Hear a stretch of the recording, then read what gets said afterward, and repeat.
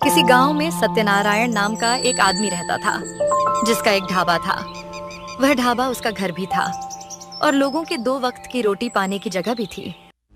सत्यनारायण बहुत कम दाम में लोगों को खाना खिलाता था और अगर कोई गरीब भूखा ढाबे पर आए तो उसे मुफ्त में खाना देता था, क्योंकि उसके पिता ने उसे सिखाया था कि कोई भी पैसों के कारण भूखा न रहे, क्योंकि यह तो उस इंसान की मजबूरी है। पर अगर कोई गरीब बिना पैसों के तुमसे खाना मांगे तो यह तुम्हारी मजबूरी नहीं। हमेशा गरीब लोगों को खाना खिलाना, क्योंकि इससे बड़ा पुण्य कोई नहीं। पैसों को दिमाग में और इज्जत और प्यार को दिल में स्थान दो और हमेशा ईमानदारी से मेहनत करते रहो। सत्यनारायण भी गरीबी के अंगारों से गुजरा था और अपने पिता का संघर्ष भी उसे अच्छी तरह से याद था। सत्यनारायण बचपन से ही होशियार और आज्ञाकारी था और अपने पिता ने दिए इस संस्कार का हमेशा पालन करता था। तभी वहां एक बूढ़ा आदमी उसके ढाबे पर आता है। तुम सत्यनारायण ही हो क्या बेटा? मैंने सुना है कि यहाँ मुफ्त में खाना मिलता है। बेटा, 3 दिनों से पेट में अन्न का एक कण तक नहीं है। कुछ खाना मिल जाएगा तो बड़ी कृपा होगी बेटा। हाँ बाबा, आप सही जगह पर आए हो। मेरा नाम ही सत्यनारायण है और मैं सभी जरूरतमंद और गरीबों को खाना खिलाता हूँ। आप यहाँ निसंकोच होकर खाना खा सकते हैं। इतना बोलकर सत्यनारायण उस बूढ़े आदमी को खाना देता है। खाने में 2 तरह की सब्जियां, दाल चावल, रायता, पापड़, अचार और मीठे में गुलाब जामुन, ये सब था। हर रोज सत्यनारायण अलग अलग खाना बनाता था। खाना खाने के बाद वह आदमी बोलता है, सत्यनारायण, सच में बेटा, आज तुम्हारे वजह से मुझे 2 वक्त का खाना मिल रहा है। पता नहीं तुम नहीं होते तो मेरा आज क्या होता। ये बात बोलकर बूढ़े आदमी की आंखों में आंसू आने लगते हैं। बाबा, आप ऐसी बातें मत बोलो और याद रखो, जब तक मैं जिंदा हूं आपको खाने का एक दाना भी कम नहीं पड़ेगा। आखिरी सांस तक गरीबों को खाना खिलाऊंगा। आप मुझे अपना बेटा ही समझो और आप जब चाहे यहां आकर खाना खा सकते हो। वो आदमी हंसते हुए वहां से चला जाता है। सच में, जब मैं लोगों के चेहरे पर वो हंसी की लकीरें देखता हूं, लगता है ये सच में अमूल्य है। पैसों से ये खरीदी नहीं जाती। ऐसे ही दिन बीतने लगते हैं। एक दिन एक बहुत गरीब औरत ढाबे पर आती है। उसने पुरानी मैली सफेद साड़ी पहन रखी थी। कई जगह से साड़ी फटी थी तो कई जगह कपड़े से सिली हुई थी। चेहरे पर उदासी और हाथ में छोटा सा बच्चा, जिसका बदन लाल पीला नजर आ रहा था। वो औरत उम्मीद भरे स्वर में बोलती है, भाई साहब, आप जादुई खाना खिलाते हो ना? देखिए ना, 2 दिन से मेरा बच्चा बुखार से तप रहा है। गांव के सरकारी अस्पताल में दिखाया था, पर जब तक दवा का असर रहता है तब तक ही बच्चे का बुखार उतरता है। बाद में फिर से बदन बुखार से तप उठता है। कृपा करके वो जादुई खाना मेरे बच्चे को खिलाओ। सत्यनारायण थोड़ी देर के लिए सोच में पड़ता है। उसे समझ नहीं आ रहा था कि वो औरत आखिर क्या बोल रही है।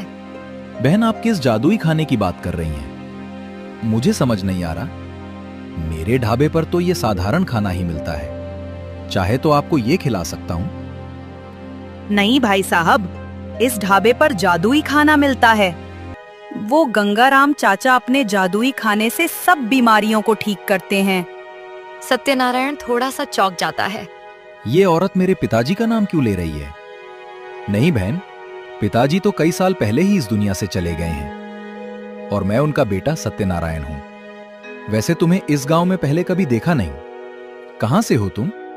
सही कहा भाई साहब, मैं इस गांव से नहीं हूँ। मैं तो पड़ोसी गांव से यहाँ आई हूँ। मैं जब अपने बेटे को लेकर एक पेड़ के नीचे बैठी थी, तभी वहाँ पर एक बहुत ही बूढ़ा सा आदमी सोया हुआ था। जब मेरा बच्चा जोर से रोने लगा तो उसने मुझसे पूछा, बच्चे को क्या हुआ है? लगता है बीमार है। पड़ोसी गांव में गंगाराम के ढाबे पर ले जाओ, वहां जादुई खाना मिलता है और वो खाने से तुम्हारा बेटा एक झटके में ठीक हो जाएगा। मेरे पास दूसरा कोई उपाय नहीं बचा था और मैं जादुई खाने की आस में यहाँ दौड़ी चली आई। कृपया आप मेरी मदद कीजिए। बहन, मुझे माफ कर दो। दरअसल मुझे पता नहीं कि जादुई खाना कैसे बनाते हैं, पर क्या आप मुझे बता सकती हैं कि वो बूढ़ा आदमी कहाँ रहता है? उस बूढ़े आदमी का कोई घर नहीं है। वह हमेशा उस बड़े बरगद के पेड़ के नीचे ही सोया रहता है। उनकी उम्र 100 साल है, ऐसा मैंने लोगों से सुना है। अच्छा, ऐसी बात है। धन्यवाद बहन, पर मुझे माफ कीजिए, मुझे सच में पता नहीं कि वो खाना कैसे बनाते हैं जिससे बीमारी ठीक होती है। उस औरत के चेहरे पर ऐसे भाव थे कि मानो उसकी आखिरी उम्मीद की किरण भी बुझ गई हो। सत्यनारायण उस औरत को कुछ पैसे, खाना और बच्चे के लिए गर्म दूध एक थैले में बांध कर देता है और बहुत ही दुखी आंखों से उस औरत को विदा कर देता है, क्योंकि हर बार वो लोगों की किसी न किसी तरह मदद कर देता था, पर इस बार वह मदद नहीं कर पाया। उस दिन सत्यनारायण का मन उसे बहुत खाने लगता है। एक असहाय विधवा औरत जो उसके पास मदद के लिए बड़ी उम्मीद से आई थी, उसकी वह मदद नहीं कर पाया। उस रात सत्यनारायण ने खाने का एक निवाला तक नहीं लिया। रात में सत्यनारायण चारपाई पर सोया था। खिड़की से अंधेरी रात में चांद की किरणें उसके चेहरे पर पड़ रही थीं, पर उसे नींद नहीं आ रही थी। सत्यनारायण मन ही मन सोचने लगता है, आज ढाबे पर जो औरत आई थी, जो जादुई खाने की बात कर रही थी, क्या वो बात सच है? बोल रही थी कि गंगाराम नाम का व्यक्ति जादुई खाना खिलाता है, पर जबकि मेरे पिताजी तो मैं 16 साल का था तभी गुजर गए थे और 20 साल का होते ही मेरी माँ भी गुजर गईं। आज माँ होती तो कम से कम माँ से तो ये बात पूछ लेता कि क्या सच में पिताजी लोगों को जादुई खाना खिलाते थे जिससे लोगों की बीमारी ठीक हो जाती थी।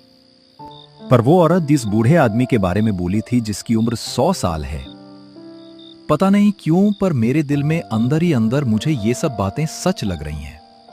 बहुत देर तक सत्यनारायण सोचता रहता है। अब जब तक ये बात सच है या नहीं ये समझ नहीं आता, मुझे नींद नहीं आएगी। लगता है मुझे उस आदमी से अभी के अभी जाकर मिलना होगा जिसने इस जादुई खाने की बात की है। आधी रात में ही सत्यनारायण दूसरे गांव की ओर निकल पड़ता है। रास्ते में चलते हुए भी उसके दिमाग में वही जादुई खाने का ख्याल आ रहा था। आखिरकार 3 घंटों के बाद वो उस जगह आ जाता है जहां वह 100 वर्ष का आदमी सोया हुआ था। सत्यनारायण उस आदमी को उठाने की कोशिश करता है।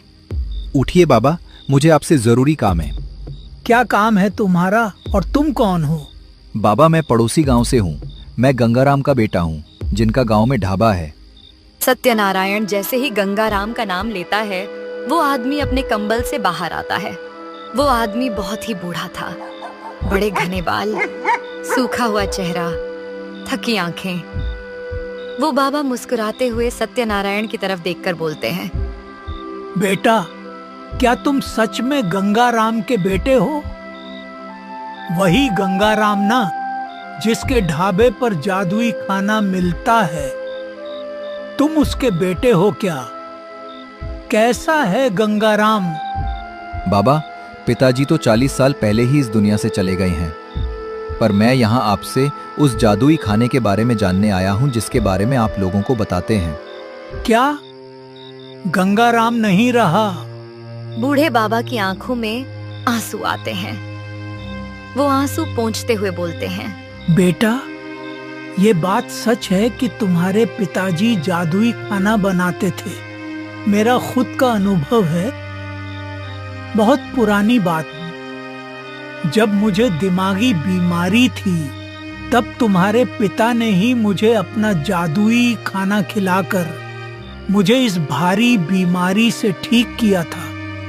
तुम्हारे पिता के पास जादू था जिससे वो ये खाना बनाते थे।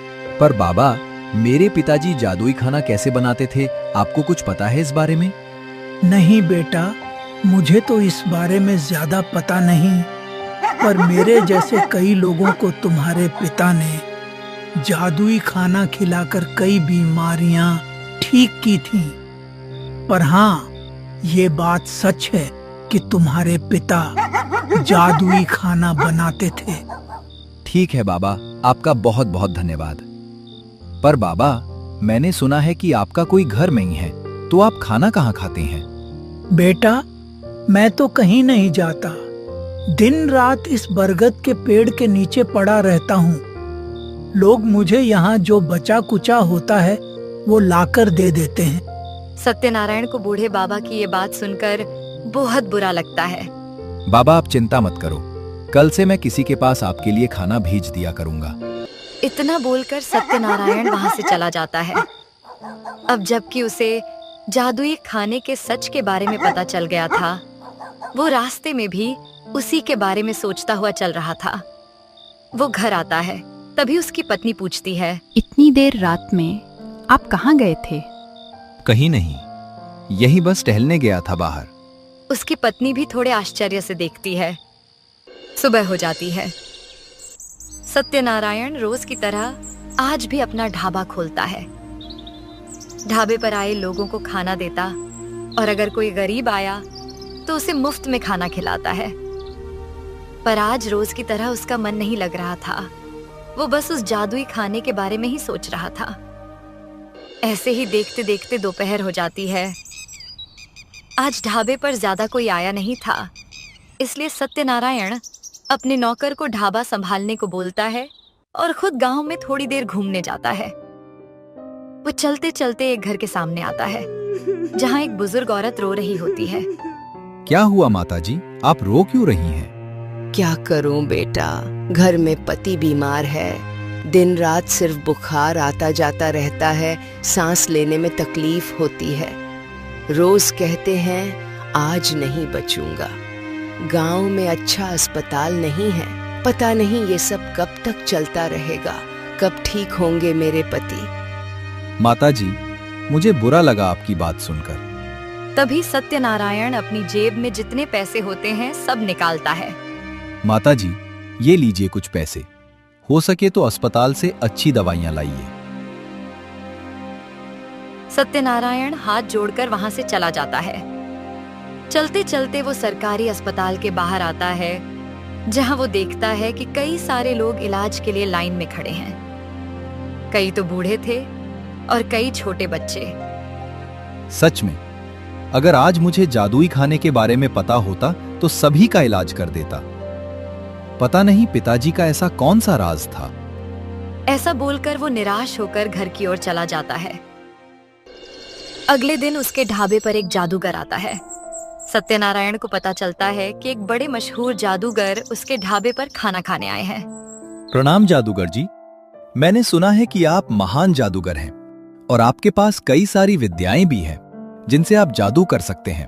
तुमने सही सुना है, मुझे कई जादुई मंत्र पता हैं। तुम ये जो बर्तन देख रहे हो, उस बर्तन में क्या है? हाँ, दिख रहा है। उस बर्तन में तो कुछ नहीं, खाली है। खाना खत्म हुआ है उसमें। नहीं, तुम झूठ बोल रहे हो। नहीं, झूठ बोलना तो मेरे संस्कारों में नहीं है। भला झूठ बोलकर मुझे क्या मिलेगा? अच्छा ठीक है। देखते हैं तुम कितना सच बोल रहे हो। जादूगर अपनी आंखें बंद कर देता है और कुछ बड़बड़ाने लगता है। ठीक है, अब उस बर्तन को खोलकर देखो। सत्यनारायण उस बर्तन को खोलता है और खोलते ही वो चौंक जाता है, क्योंकि वो बर्तन पुलाव से भरा हुआ था। अरे, इस बर्तन में तो कुछ नहीं था, पर अब अचानक से ये इतना सारा पुलाव कहां से आ गया इसमें? देखा, मतलब तुम झूठ भी बोलते हो। पर ऐसा कैसे हो सकता है? मैंने तो आज पुलाव बनाया ही नहीं, तो इसमें ये खाना कहां से आया? यही तो माया है, यही तो जादुई नगरी है। सत्यनारायण, ये सब चीजें सामान्य मनुष्यों के परे हैं। अब जरा ठीक से देखो बर्तन में क्या है। सत्यनारायण फिर से बर्तन में देखता है। इस बार वह देखकर बहुत चौंक जाता है, क्योंकि इस बार बर्तन में कोई खाना नहीं था, बल्कि एक बड़ा जहरीला सांप था। सत्यनारायण बहुत ज्यादा डर जाता है और अपने आप को संभालते हुए बोलता है, तो मतलब ये माया, ये जादू सच में होता है क्या? जादूगर जी, ये सब क्या हो रहा है? ये भी माया है क्या? हाँ, सही पहचाना। ये भी आंखों का धोखा है। जो चीजें आज के विज्ञान के भी परे हैं, वो सभी यहीं आकर रुक जाती हैं। हम ऐसी दुनिया में जीते हैं जहां इस दुनिया के विज्ञान के नियम हम पर लागू नहीं होते। सत्यनारायण जादूगर की बातों से बहुत ही आश्चर्यचकित हो जाता है। जादूगर जी, अगर ये जादू सच है तो जादुई खाना भी सच है क्या? जादूगर हिचकिचाते हुए बोलते हैं। क्या कहा? जादुई खाना? हाँ, जादुई खाना, जिससे सभी बीमारियां ठीक हो जाती हैं। जादूगर थोड़ी सोच में पड़ जाते हैं। मैंने ऐसे खाने के बारे में सुना तो है, पर इसकी सिद्धि बहुत कठिन होती है, और ये सिद्धि सिर्फ सच्चे पवित्र मन के लोगों के पास ही होती है। पर इसके बारे में मुझे ज्यादा जानकारी नहीं है। कुछ गिने चुने जादूगर ही हैं जो ये कर सकते हैं। क्या तुम मुझे इस जादू के बारे में बता सकते हो कि मैं ये जादू कैसे सीख सकता हूँ? दरअसल कई साल पहले मेरे पिताजी ये जादुई खाना बनाकर कई लोगों की मदद करते थे, और मैं भी वही करना चाहता हूँ। मेरे गांव में कई बीमार असहाय लोग हैं जिनका अपना कोई नहीं, और मुझसे ये हालत देखी नहीं जा रही। क्या तुम ये सच बोल रहे हो? क्या सच में तुम्हारे पिता जादुई खाना बनाते थे? हाँ, ये बात सच है। कई लोगों से मैंने ये बात सुनी है। ठीक है, पर मैं तुम्हें जादुई खाना बनाने की विद्या तो नहीं सिखा सकता, पर मेरे गुरुदेव तुम्हें इस विद्या के बारे में बता सकते हैं। वैसे तुम बड़े नेकदिल इंसान लग रहे हो। सुना है तुम गरीबों को मुफ्त में खाना भी खिलाते हो। ठीक है, फिर एक बार प्रयास करके देखते हैं। जादूगर सत्यनारायण को अपने साथ लेकर जाता है। वो एक घने जंगल से गुजरकर एक अनजान जगह पर आते हैं, मानो सत्यनारायण ने ये जगह पहली बार देखी हो। चलते चलते वो एक गुफा के बाहर आते हैं। जादूगर उसे गुफा में ले जाता है। गुफा में एक बूढ़ा व्यक्ति बैठा था जो इस जादूगर के गुरुदेव थे।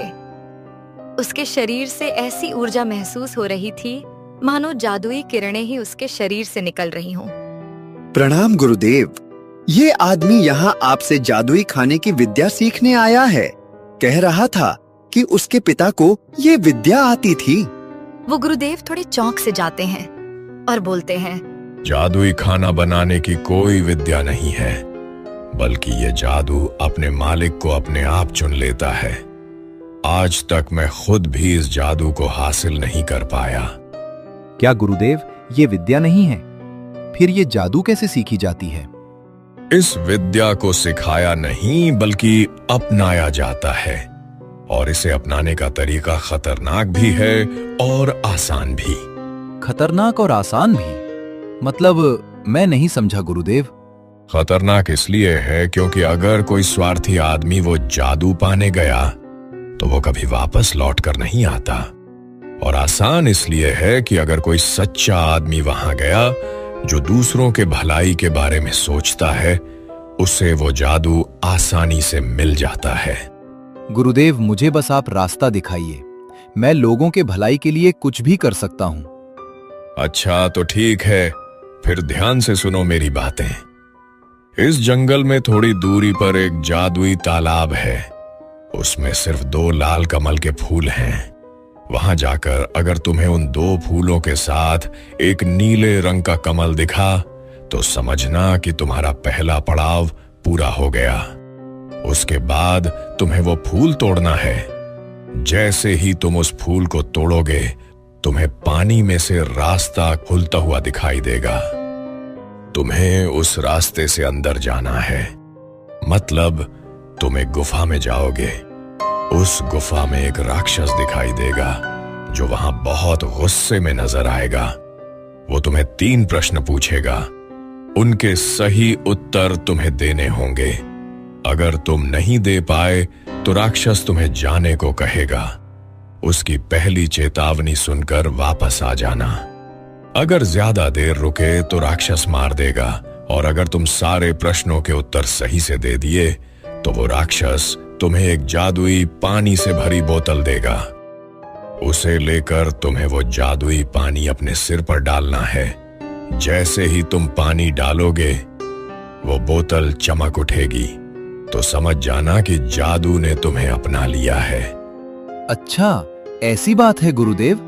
ठीक है, मैं उस जादुई पानी को जरूर अपना लूंगा। सत्यनारायण गुरुदेव और जादूगर को प्रणाम करके आगे बढ़ता है।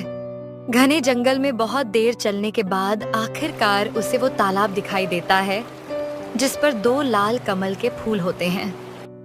लगता है ये वही तालाब है, पर इस पर तो सिर्फ 2 लाल कमल के फूल हैं। तीसरा नीला फूल नहीं दिख रहा। सत्यनारायण चिंता में पड़ जाता है। तभी वो उस तालाब से कुछ पानी हाथ में लेता है। हे जादुई तालाब, मार्ग दिखाओ। जैसे ही वो अपने हाथ से पानी को स्पर्श करता है, उसके सामने वो नीला चमकदार कमल का फूल आ जाता है। अरे, ये रहा वो नील कमल। वो उस फूल को तोड़ता है। जैसे ही वो उस फूल को तोड़ता है, पानी 2 भागों में बंट जाता है और उस पानी से एक रास्ता दिखाई देता है जो सीधा नीचे गुफा में जा रहा था। जैसे ही वो गुफा में जाता है, वहां उसे एक बड़ा ही भयानक राक्षस दिखाई देता है जो बहुत गुस्से में नजर आ रहा था। वो राक्षस सत्यनारायण की तरफ देखकर जोर से हंसने लगता है। तो तुम ये जादुई पानी लेने आए हो। अगर तुम्हें ये पानी चाहिए तो पहले मेरे 3 प्रश्नों मतलब 3 पहेलियों के सही जवाब देने होंगे। सही जवाब देने पर ही तुम्हें ये पानी मिलेगा, और अगर नहीं दे पाए तो यहाँ से चुपचाप जल्दी से जाना होगा, वरना मैं तुम्हें नहीं छोड़ूंगा। सत्यनारायण राक्षस को देखकर डर जाता है, पर बाद में हिम्मत जुटाकर बोलता है। ठीक है राक्षस, तुम मुझसे सवाल पूछो। मैं पूरा प्रयास करूंगा सही जवाब देने का। ठीक है, तो बताओ। मैं बिना पैरों के दौड़ता हूं, बिना पंखों के उड़ता हूं, मुझे कोई पकड़ नहीं सकता, फिर भी हर जगह मिल जाता हूं। बताओ मैं कौन हूं? वो सोच में पड़ जाता है। ऐसी कौन सी चीज है जिसके पैर नहीं फिर भी दौड़ती है और जिसे कोई पकड़ नहीं सकता? ऐसी तो सिर्फ एक ही चीज हो सकती है। सत्यनारायण जवाब देता है। जवाब है हवा। बिल्कुल सही पहचाना, हवा ही इसका सही उत्तर है। अब मैं दूसरा सवाल पूछूंगा, ध्यान से सुनना। एक ऐसा ताला जो बिना चाबी के खुलता है, उसमें से हर इंसान दिन में कई बार जाता है। बताओ वो कौन सा दरवाजा है? ऐसा ताला जो बिना चाबी के खुलता है और उसमें इंसान दिन में कई बार जाता है, ऐसी कौन सी भला चीज हो सकती है? ये पहेली तो कठिन लग रही है, पर जादुई खाना बनाने के लिए मुझे इसका जवाब देना ही होगा। क्या कहा मैंने? खाना? ऐसा सोचते ही उसे कुछ याद आता है। खाना तो हम मुंह से खाते हैं। हाँ, इसका जवाब मुंह हो सकता है, क्योंकि यही तो बिना चाबी के खुलता है। इसका जवाब है मुंह। बिल्कुल सही पहचाना। अब तुम मेरे आखिरी पहेली का जवाब दो और इस जादुई पानी को अपना लो। तो ध्यान देकर सुनो। मुझे संभालो तो पीढ़ियां संवरती हैं, मुझे भूलो तो रिश्ते बिखरते हैं। मैं किताब में नहीं, दिल और व्यवहार में मिलता हूं। बताओ मैं कौन हूं? मुझे संभालो तो पीढ़ियां संवरती हैं और भूलो तो रिश्ते बिखरते हैं। ऐसा क्या हो सकता है? संभालो, भूलो, क्या हो सकता है? सत्यनारायण बहुत सोचता है। उसे समझ नहीं आ रहा था कि इसका उत्तर क्या होगा। तभी वो अपनी आंखें बंद करता है। ये आखिरी पहेली है। अगर सही जवाब दिया तो पिताजी जैसा जादुई खाना बना सकता हूं। पिताजी ने मुझे हमेशा दूसरों की मदद करना सिखाया है और मैं वही करूंगा। क्या कहा मैंने अभी? पिताजी ने दी हुई सीख, मतलब उनके संस्कार। मतलब इसका जवाब अच्छे संस्कार हैं शायद, क्योंकि इससे संभालने से ही पीढ़ियां संवरती हैं और भूलें तो बिखर जाती हैं। हाँ राक्षस, इसका सही जवाब अच्छे संस्कार हैं। बिल्कुल सही कहा तुमने। इसका जवाब संस्कार ही है। इतना बोलते ही राक्षस अपनी आंखें बंद करता है और उसके हाथ में वो जादुई पानी की बोतल आती है। ये लो तुम्हारी जादुई पानी की बोतल। इसका पानी निकालकर अपने सर पर डाल देना। अगर ये जादुई पानी ने तुम्हें स्वीकारा तो ये बोतल चमक उठेगी। सत्यनारायण वो बोतल लेता है और अपने सर पर उसका पानी डालता है। जैसे ही वो पानी डालता है, वो बोतल चमकने लगती है। लगता है इस जादुई पानी ने तुम्हें स्वीकार लिया है। अब तुम जो भी खाना अपने हाथ से बनाओगे, उससे हर मनुष्य की बीमारी ठीक हो सकती है। जाओ, अपने घर जाओ और लोगों की मदद करो। और तब से वो अपने ढाबे पर कई सारे लोगों को जादुई खाना खिलाकर उनकी बीमारियां ठीक करने लगता है।